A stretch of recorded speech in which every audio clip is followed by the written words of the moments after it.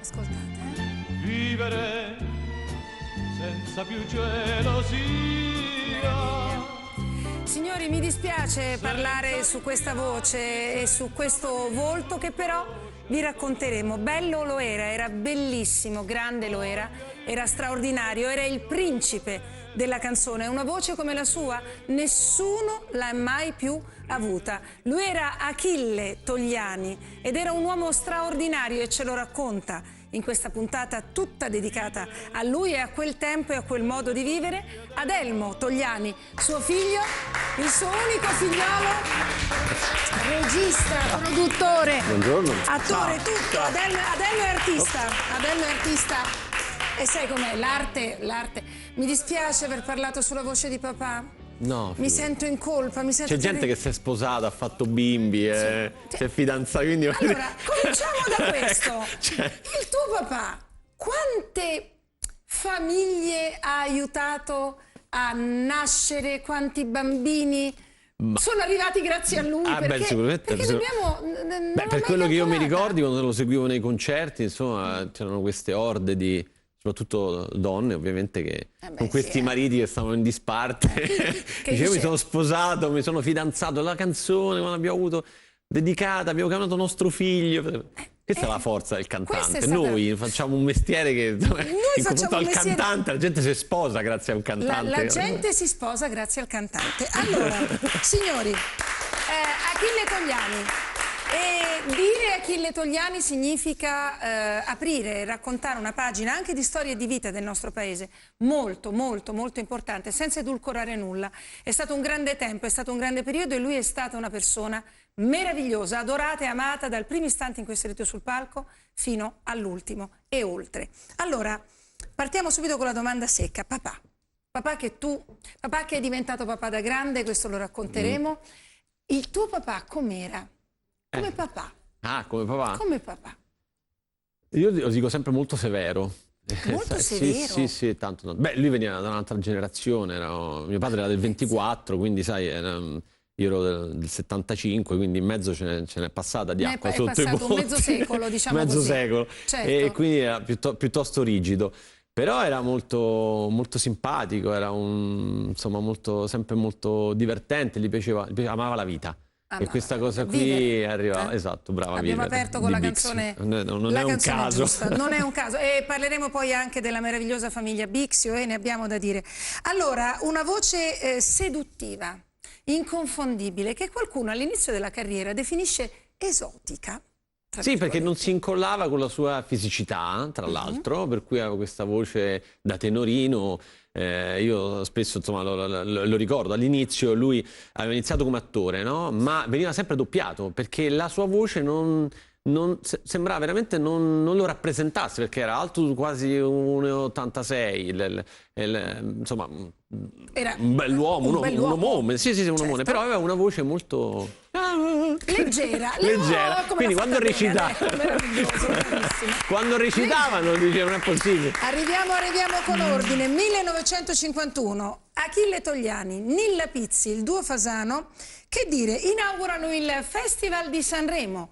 E quindi già questo la dice tutta. Festival di Sanremo che papà non vincerà mai, però il Festival di Sanremo è lui, nel senso è stato, e non solo quello, però è stato amato, adorato dal pubblico dell'Ariston, seguito. Sì, comunque ho detto una cosa che poi mi dà lo spunto per dirne un'altra, ho detto che non vincerà mai, ma per lui non è mai stato un problema questa cosa. Esattamente, ma così per esempio per me, che vengo da un'altra generazione, una società, la nostra, altamente competitiva, è una cosa che a me brucia per lui. Certo, ti dispiace per lui, sì, ma lui in realtà sapeva che il Festival, vi prego di guardarlo, voglio dire, e questa era l'immagine del primissimo festival. Anche questa cosa che tu vedi, in questo gesto di rappresentare il maestro e l'orchestra, c'è sempre una sorta di, non dico sudditanza, ma come dire, rispetto nei confronti di chi collabora e chi porta poi l'artista alla ribalta. Achille Togliani era tutto questo, lo sarà fino alla fine, lo sarà reinventando un modo completamente nuovo e bellissimo di fare musica, ma ve lo stiamo per raccontare. T'aspetto a maggio. Questa è... Lasciami cantare una canzone. Però che bello, la teniamo un po'. Non ti vedrò mai più, lasciami quest'ultima illusione. Ma tu quante volte lo ascolti al giorno? No, tanto. Poi, da quando ho fatto il documentario con Rai Documentari, sì, esatto. diciamo che lo sento piuttosto spesso. L'ho sentito. L'hai sentito? Sì, per montare, insomma. Scusatemi, perdonate, io ero già andata a Ti aspetto a maggio, vi chiedo perdono. Effettivamente ci si fidanzava, ci si innamorava, ci si sposava e ci si facevano anche i figli con la voce di Achille Togliani. Parliamone, insomma, signori, diciamo le cose come stanno. Questo è il 1953. E la si riascolta con la piacevolezza di un tempo che è stato.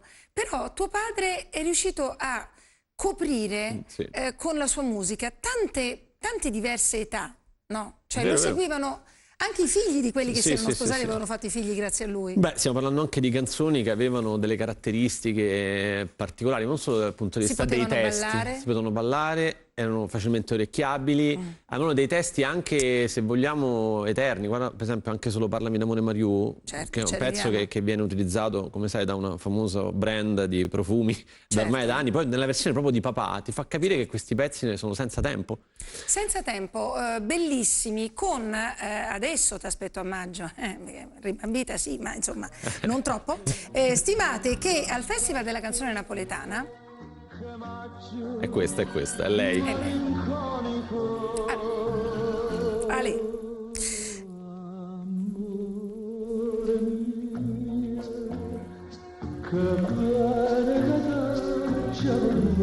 Napoletano,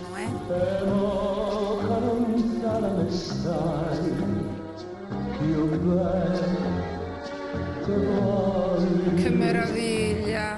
Questo è 65, Festival del Cinema, scusa, del cinema, per deformazione, Festival della canzone di Napoli. Questo è il Festival della canzone napoletana per un mantovano cresciuto a Milano che Napoli adorerà. Sì. Cioè, tuo papà è stato adorato a Napoli. Ma esiste poi un filmato di questa versione a Festa di Napoli dove lui la cantava in coppia, non in coppia duettando, ma una sera lui, una sera Mario Merola. Mario Merola, sì. Lo adorava. In questo filmato, durante questa esecuzione, quasi non si sente la sua voce perché il pubblico, ovviamente in adorazione, urlava, fischiava, Achille, quanto sei bello, quanto sei bello. E anche una ragazza gli dirà un giorno: Achille, quanto sei bello. Si chiama Sofia Lazzaro, faranno insieme i fotoromanzi, ma è una grande storia che noi vi raccontiamo tra poco. Sofia Lazzaro, ho detto, Sofia Loren. A tra poco, signori, l'ora solare con Achille Togliani. Adenno Togliani. Signori nella pallida, dolce dell'impettaia del quinto piano. Ma bello lui. Non v'è la notte che io non sognavo e son 20 anni che ne sto lontano. Cioè, ha la voce di cristallo Achille Togliani, è lui che stiamo ricordando con suo figlio Adelmo. Grazie Adelmo, è stato grazie a voi. Un grande regalo averti qui. Allora, Achille Togliani che sceglie il Centro Sperimentale di Cinematografia perché la sua voce bellissima era giusta secondo lui anche per... Poi lo doppiavano, ma lui era artista a tutto tondo. Beh, lui era un grande amante del cinema, la sua vera passione. Voi avevate il cinema a casa? Sì, lui diceva: Adelmo, andiamo al cinema, si trattava di andare in salotto davanti a un maxi schermo. Questo nei primi anni '80. Primi anni '80, aveva l'atteggiamento compulsivo nei confronti delle videocassette. Compulsivo, cioè faceva video registrare. Andavamo a comprare tutto. Le videocassette vergini, no? Per registrare i film, io e lui, e poi le nascondevamo. Lui nella Gazzetta dello Sport la nascondeva, poi io me le mettevo dentro i pantaloni perché mia madre non doveva sapere che spendevamo tutti questi soldi. Tutti quei soldi per videoregistrare film. Esatto. Allora ho corso un po', però questa storia dell'andiamo al cinema è molto bella. Invece non vanno al cinema, ma vanno a fare i fotoromanzi. Achille Togliani è quella ragazza per la quale non c'è un aggettivo che possa comprenderla tutta, che all'epoca si chiama Sofia Lazzaro. Sceglie questo come... E questa fotografia è meravigliosa. La loro sarà una bella storia. Insomma, si sono voluti bene. Beh, sì, sì. Beh, io ho letto le lettere, insomma, molto bene. L'ho lette una volta, sono sincero. Perché lettere insomma, che tu con grande correttezza conservi. Sì, e sì, sono sì, solo tue. beh, sì, una storia romantica. Poi loro erano molto giovani, adesso c'era una differenza di 10 anni, ma lei insomma, aveva forse 19-20 anni, non di più. È stato molto, molto Sono stati bello. 3 anni, Sì? non fidanzati, innamorati, non Beh, so si sono come anche dire. inseguiti perché, sai, lei comunque lavorava nel cinema e prendeva sempre più piede questa sua carriera, Certo. mentre papà lavorava come cantante. Poi al tempo, insomma, non c'era internet, Certo. dovevi prendere un treno, ci Il mettevi 2 telefono giorni. dovevi chiamare Sì, col telefono quindi tutti i quasi. telegrammi espressi, cose, insomma, non facile. Meraviglioso. Un'inquadratura di principessa in esilio. Qui si sono conosciuti, Achille Togliani e poi ci fu Sofia questo Lazzaro. bacio interminabile che diede un po' in là alla relazione. Mamma mia. Allora, e qui veniamo alla mamma. Attenzione, la signora Togliani. La signora Togliani, per la quale c'è una storia meravigliosa, la raccontiamo tra un attimo. Mamma è mai stata gelosa? No, no. Ma è una cosa incredibile, no. È bello questo. No. Beh, vuol dire che Sì, sì, sì. c'era fiducia. C'era fiducia e si poteva fidare. Quel pupetto in braccio è lui, è Adelmo, eh? Ascoltate questa canzone. Bambina innamorata. Ho un aneddoto su questa cosa da dirti. E sorridevi tu. Allora, la bellissima, basta guardarla, Daisy Traversari, la tua mamma, la moglie di Achille Togliani, incontra Achille Togliani All'età di 10 anni. No, non capite male, incontra Achille Togliani all'età quando è una bambina di 10 anni e il papà, tuo nonno, che era un importante Impresario produttore, teatrale, impresario sì. teatrale, dice tutti a letto, si va a letto e questa bambina sgattaiola e a 10 anni Conosce papà che era una Conosce star della papà. canzone. Si sono rincontrati 20 anni dopo. Mio padre ovviamente non l'ha riconosciuta, però si ricordava benissimo di mio nonno Tristano, perché ovviamente aveva lavorato tantissimo in Romagna con lui, quindi insomma... E non la riconosce, poi dopo loro cominciano a frequentarsi, solo che mia madre, anche lei donna d'altri tempi, insomma era un osso duro, insomma ce l'ha messo prima Brava. di cedere, bravissima. Bravissima. Per cui una sera mio padre, lei lo raggiunge ad un concerto e loro restano in albergo così a chiacchierare. Allora mio padre gli propone di fumarsi una sigaretta però in camera, no? E mia madre ovviamente dice ok, buonanotte, buonanotte, buonanotte, resta così in sospeso e lui niente, quindi si separano e la sera dopo mio padre fa un concerto, mia madre era in platea e lui comincia a cantare Bambina innamorata. I versi successivi sono Bambina innamorata, stanotte t'ho sognata. E quindi lui comincia a cantare Bambina innamorata e la guarda e Bambina innamorata, stanotte t'ho sognata. Brava signora, bravissima. Così si fa. Allora, il loro legame, beh, intanto sei arrivato tu, credo, anzi ne sono sicura, a regalare a questo papà più grande di età rispetto a come non fosse avere il primo figlio, però la luce, la gioia, te lo sei probabilmente goduto troppo poco tu il tuo papà, però lui ha avuto in te una... Sì, però diciamo che l'ultimo periodo è stato anche un periodo molto intenso. Sì. Io insomma ovviamente non... Beh, tu sei stato il grande regalo della sua vita. Con la tua mamma? Nell'ultimo periodo, quando io ero adolescente, al contrario di quanto si possa pensare, quando ovviamente l'adolescente rifiuta un po' la famiglia perché se ne allontana, perché ovviamente cerca un distacco, una ribellione. Certo, io ero un ribelle perché insomma, come tutti, però ho vissuto molto con papà. Noi passavamo tutti i pomeriggi insieme e poi condividevamo questa grande passione che era il cinema. Si andava di notte fino alle 2, alle 3 del mattino. Io insomma, nonostante andassi a scuola, siccome mi era concesso, perché non andavo poi così male, ai miei genitori bastava che andassi bene a scuola e quindi mi concedevano, ma sai, mio padre era proprio, quindi si poteva fare l'1:30, le 2 a vedere dei film insieme, sì. Lui era un grande appassionato di Lubitsch, ovviamente del cinema, John Ford, il cinema di una volta, e quindi ci teneva e condividevamo anche, come dire, anche i gusti. Anche i gusti. Fino all'ultimo. Allora, guardate, quello che Adelmo ci sta raccontando è un meraviglioso viaggio tra un papà più grande, un figliolo che lo adora, un tempo condiviso amando l'uno dell'altro le cose del proprio tempo. Allora, c'è un film che è Gli uomini che mascalzoni. e c'è Vittorio De Sica che canta e canterà per sempre questa canzone. Ma questa canzone la sta cantando Achille Togliani. La voce che sentiamo è quella di Achille Togliani. E questa è un po' una canzone, come tu dicevi prima, fotografia, no? Sì. Insomma, è la sua. Sì, sì, beh, si dice Parlami d'amore Mariù di Achille Togliani, in realtà poi l'hanno cantata Mal, Peppino Di Capri, Vittorio De Sica, in una versione molto molto diversa, in Uomini che mascalzoni degli anni 30, sì, che era saltellata, un ritmo molto più veloce, insomma, sì, lui balla, saltella, insomma, era veramente da un pianoforte, se ti ricordi. Danza, assolutamente. Allora lo chiediamo a Franco Bixio, che è stato così caro da concederci un'intervista, e voglio ringraziare anche Verdiana Bixio per aver fatto questo e creato questo collegamento. Lo chiediamo direttamente a Franco Bixio, come andò quella storia.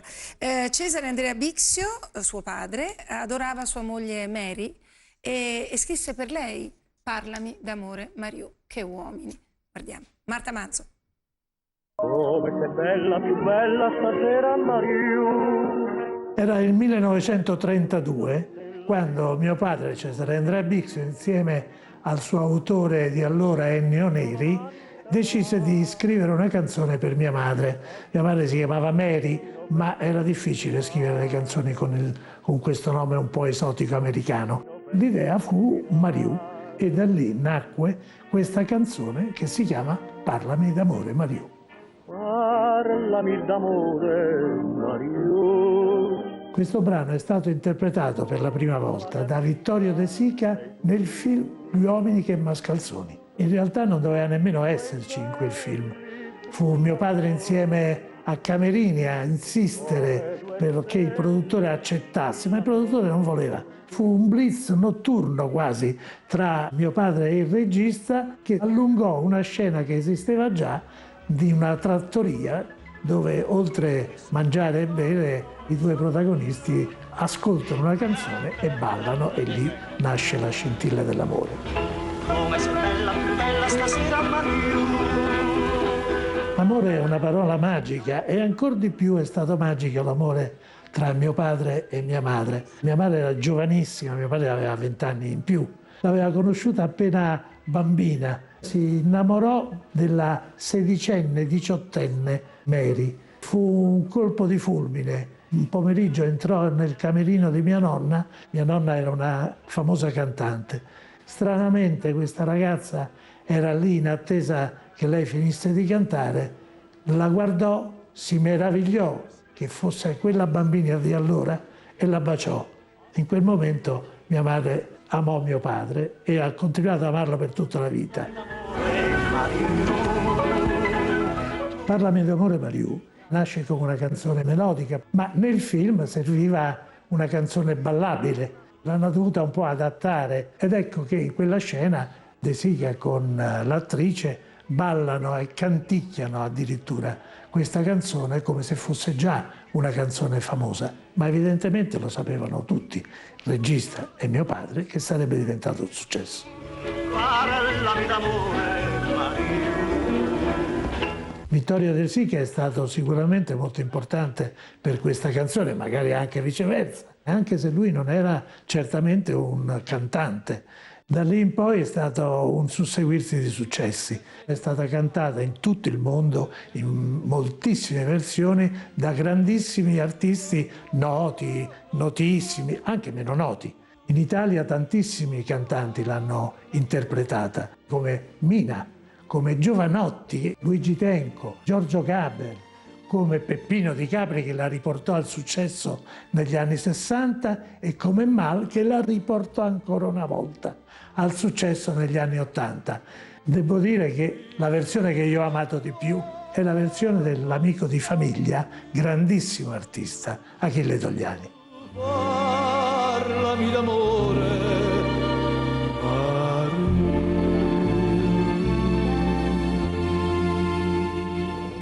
Grazie Franco Bixio Verdiana, indimenticabile Carlo, indimenticabile famiglia Bixio, perché mi stavi dicendo, Adelmo, che sono i tuoi padrini. Beh, Mariù, zia Mary, è stata la mia madrina del battesimo e lo stesso Cesare Andrea Bixio, insomma loro sono veramente, sono molto legato alla loro famiglia e tra l'altro quando ho fatto il documentario ho inserito degli spezzoni in pellicola girati da papà di Cesare Andrea Bixio, e quindi Franco questa cosa è impazzito, perché assolutamente inediti, certo. che pure Cesare era un giocherellone, era come papà, uno che si divertiva, amavano la vita. Che storia uguale alla fine. Come? La moglie più giovane di 20 anni, vista da bambina poi ritrovata. Sì, esattamente come...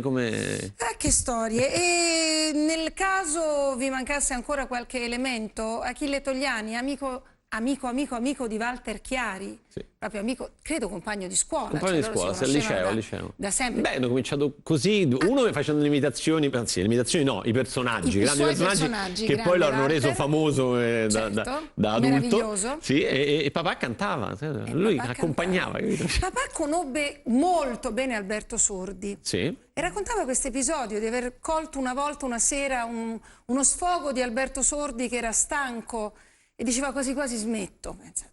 No, in realtà Sordi portava un esempio che era legato invece al teatro di rivista, dove tu ovviamente la vera prova del 9, no? Se venivi massacrato da quel pubblico, e Sordi diceva una volta che tu passavi quella gogna potevi capire se era il lavoro per te definitivo o smettere, quindi in camerino si sarebbe chiesto forse non fa per me e devo smettere. Ma per carità, ma meno male, allora voi provate a immaginare Walter Chiari, Sordi, Bixio, vabbè, tutto questo era la vita e quell'Italia, ci tengo sempre a sottolinearlo questo, è quel mondo dove niente era edulcorato, niente vuole essere raccontato mettendoci la melassa sopra, però era un tempo meraviglioso, era un tempo speciale. Da noi, papà, a noi ragazzini davanti alla TV, arrivò negli anni 60 con la televisione, anche con la televisione, e papà riuscì a fare della bella televisione. Sì, beh, i programmi erano della TV di Stato erano veramente di altissimo livello. Erano organizzati bene, c'era molto spazio per gli artisti. Adesso magari meno, ma provare allora voleva dire per una puntata del sabato sera, poteva essere Canzonissima, Studio 1, eccetera. Provavano una settimana. Tu immagina i balletti più le esecuzioni canore, in realtà c'era dietro un lavoro che mirava. Oggi c'è meno tempo, è tutto molto più veloce, insomma è tutto... Sono diversi anche macchinari, esatto. Allora, televisione italiana che lo abbraccia, che lo rende amico più che mai di tutte le famiglie, perché poi diventava anche il pubblico televisivo. L'America, New York, il mondo. Achille Togliani ovviamente si fa amare ovunque.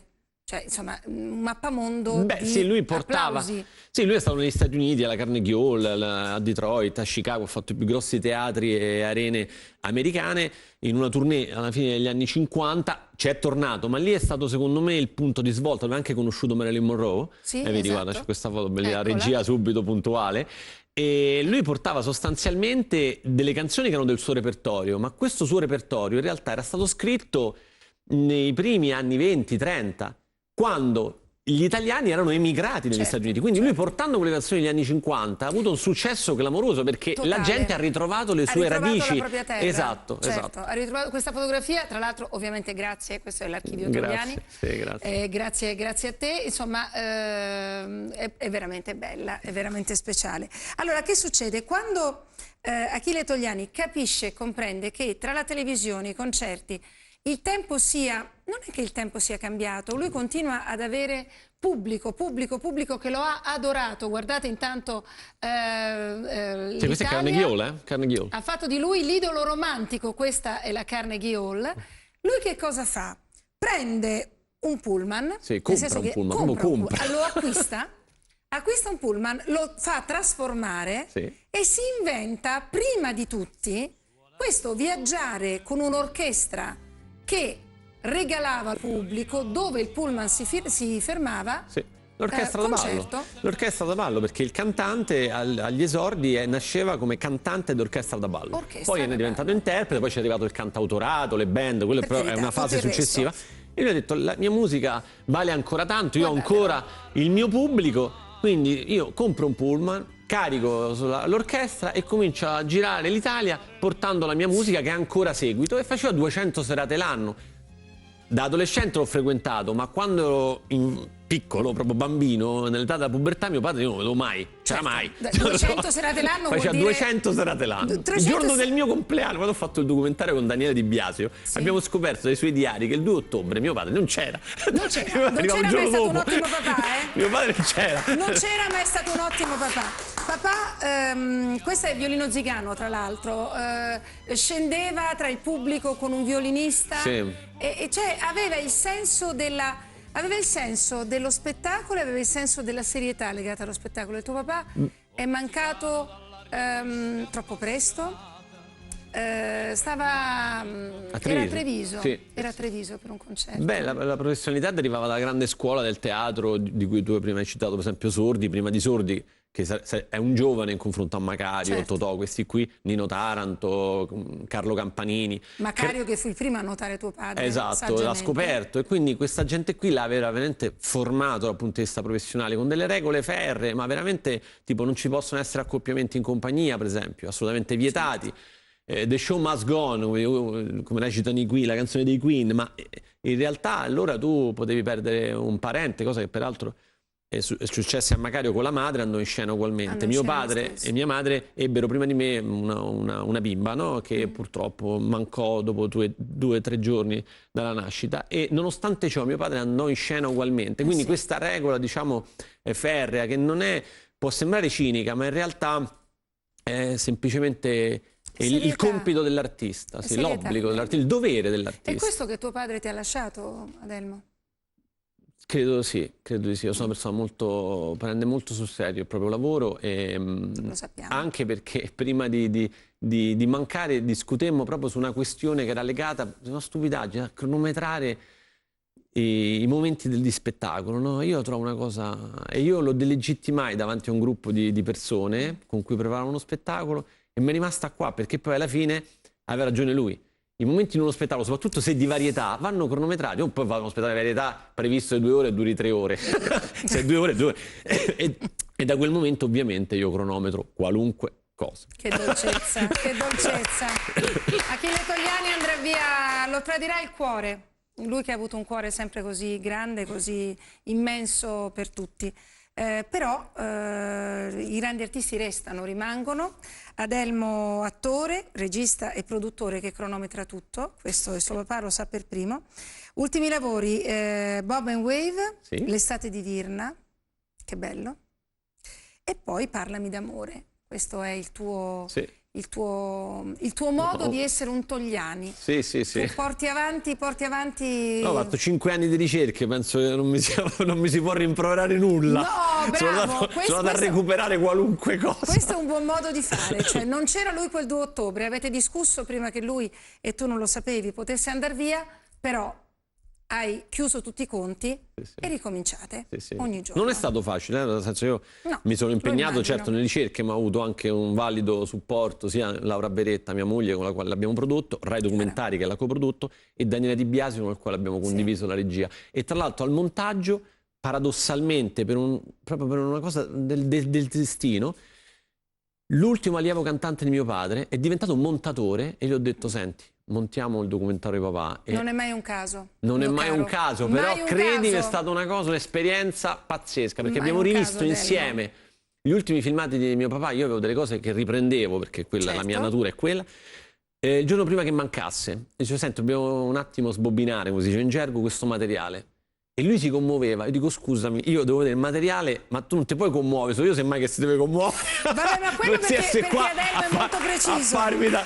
Capito? Grazie Adelmo, grazie mille di essere stato con noi, anche per quest'ultima indicazione, che ripeto, non è un caso, essersi trovati e ritrovati. E adesso, prima che a fine puntata mettiate sul vostro giradischi un bel disco di Achille Togliani, o lo cerchiate o ritroviate le sue canzoni, signori, si balla!